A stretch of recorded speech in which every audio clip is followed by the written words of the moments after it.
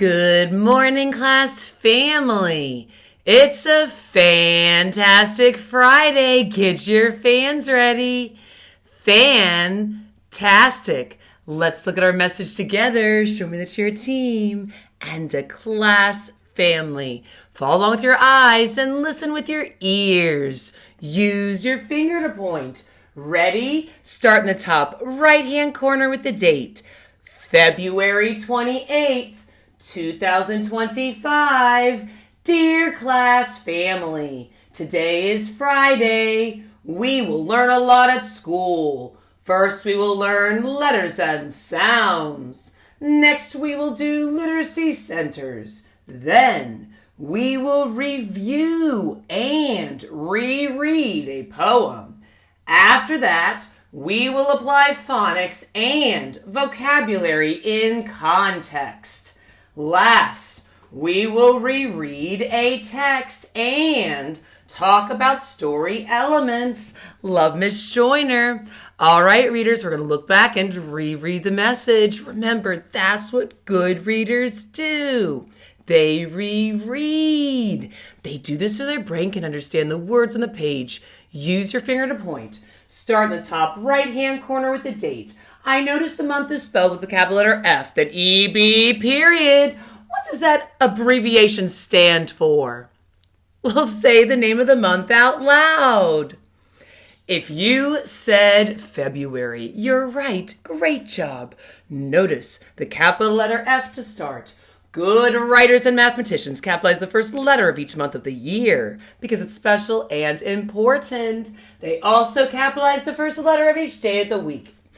Okay, readers, we're going to continue to reread from top to bottom and left to right. February 28th, 2025. Dear class family, today is Friday. It is Friday. It's a fantastic Friday. Notice the capital letter T that starts that sentence and the period at the end. Remember, good writers start sentences with capital letters and end with punctuation marks. Review the names of them and skywrite at this time. Are you ready? Period. At the end of telling sentences, statements, and abbreviations. Exclamation point, also called an exclamation mark. That's at the end of a sentence that shows strong feeling. Question mark at the end of question sentences, just like our question of the day. And comma. Good writers know where to use a comma within their writing. When writing the date, the comma goes after the number, after the greeting, and you will see a comma after transitional words and phrases, after closings at the bottom of a message, and you will also see good writers use commas when writing more than a few things, including that sight word and. Good writers can use punctuation marks in their writing.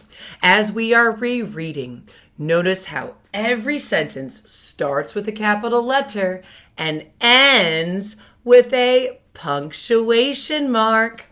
We will learn a lot at school. Oh, that's true, class family. We do that every single day, working on being a portrait of a graduate. We're practicing being a great communicator and collaborator by speaking clearly with our mouths and listening with our ears.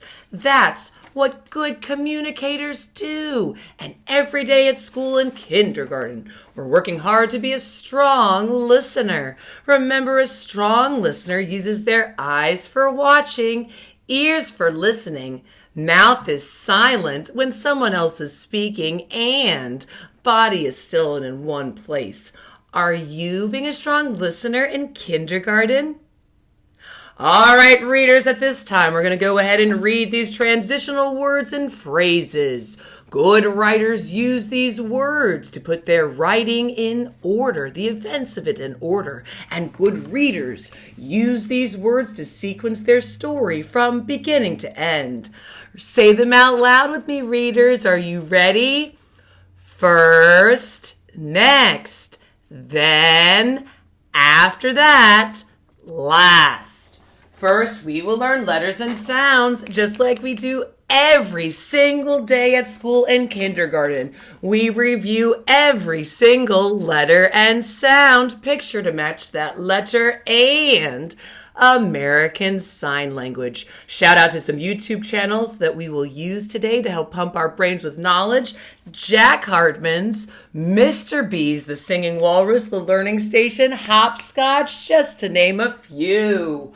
Oh, and next, we will do literacy centers. We will log on to our iPads for Lexia Core 5 reading program, pass more units, and you'll also be meeting with teachers in groups. So remember to listen when your name is called and to go to the teacher immediately. All right, and you will be doing some different things with writing letters and also with reading books. And if we have time today, we're going to do some box centers within the room to have choice centers.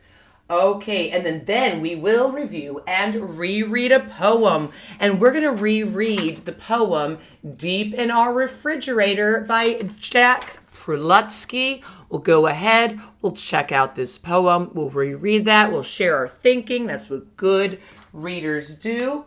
After that, we'll apply phonics and vocabulary context. We will be reviewing the letter R like R, rabbit, and ring. We'll also be shaping our mouths for R. We will also, when we're using our knowledge of phonics and vocabulary and context, we'll use that when reading Ron the Robot. We have a digital version and through Benchmark Advanced, and we also have this in our Unit 5 magazine, and we have the Unit 5 magazine to look at today and to use when rereading that. And we're also going to use phonics and apply vocabulary in context when reading Rob at School, focusing on the letter R. This is a decodable book through Benchmark Advance, and we'll be meeting in small groups to read this and help us to become better readers and writers. And guess what? Last, we will reread a text and talk about story elements. We will reread the No Tech Day of Play. We'll talk about story elements. For example, who's in a story? Think about the characters. What happened? Where does the story take place? What's the setting in the story? We'll go ahead and reread this. We have a book of that in class as well as an electronic version. And we'll do that today at school. It's going to be fantastic Friday. Get your fans ready. Fantastic. Our question for today is a do you like question. Do you like mittens? Well, do you? Think about your answer and get ready to be a great communicator and share your reason why. Do you like mittens?